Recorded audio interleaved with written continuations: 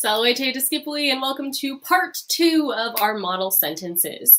Again, this is just going to be me reading these sentences to you and then you practicing saying them out loud as well, so you can practice your Latin pronunciation, get used to kind of how it sounds, and it just also will help the words and vocabulary get in your head in another way as well.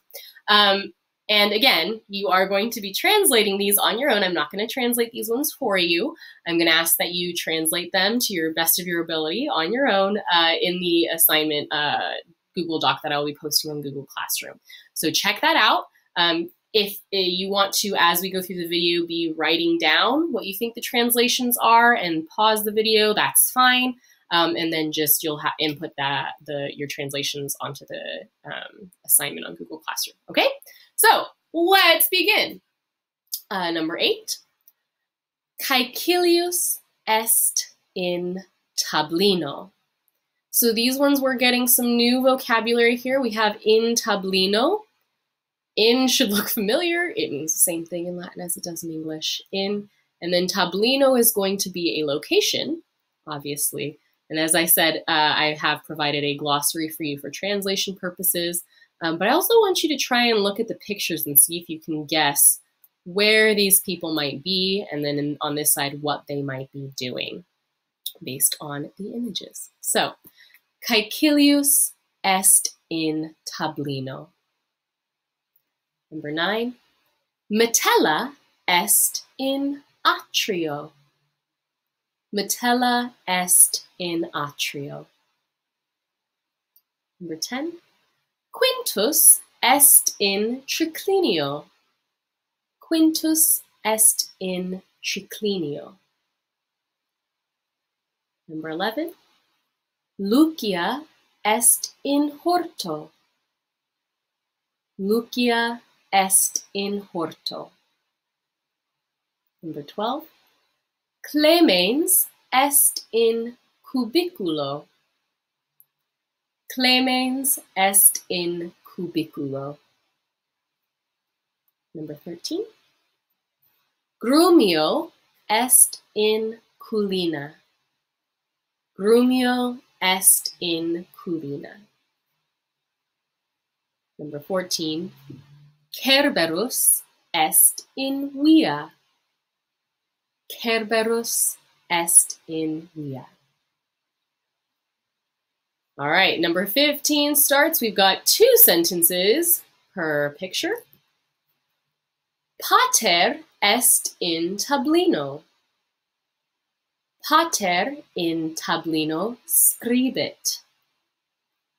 Quick note about this one. In these second sentences, we're going to have the verbs at the end of the sentence.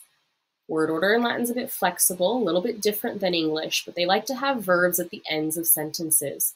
So when you're translating into English, you do want to make sure the English sounds nice. So I will help you translate this one just as an example. So pater in tablino scribit, right? Pater is our word for father. In is just in. Tablino is going to mean office. And then scribit is our word for writes. He or she writes. So in English, if we translate this in English word order, we'd say, father in office writes. We need to adjust that a bit to make the English sound nice. So we want to say, the father writes in the office. So just keep that in mind as you're translating your Latin sentences in the English. Make sure the English sounds like it should. All right, number 16. Metella est in atrio. Mater in atrio sedet. Number 17, Filius est in triclinio. Filius in triclinio bibit. Number 18, Filia est in horto. Filia in horto legit. And this is legit with a hard G, not legit. This is legit.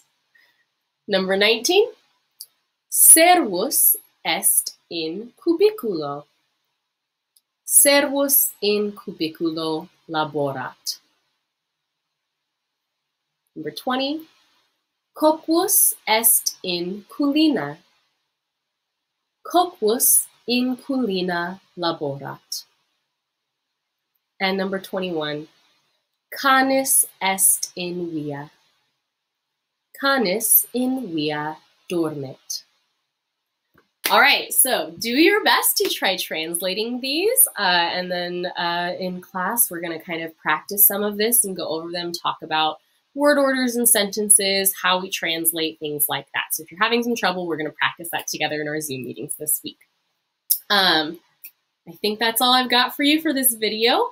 Again, I really can't emphasize enough, practice saying Latin out loud. Pause the video after I say a sentence so you can repeat it after me. It helps get the words in your brain. It helps you practice that pronunciation. So please make sure you are doing that. And again, the actual form, Google Doc to translate these sentences as part of your assignment will be on Google Classroom. So check there for that. I believe that's it. So take care. Email me if you have any questions at all. And I will see you all in our Zoom meetings this week. Walete discipuli.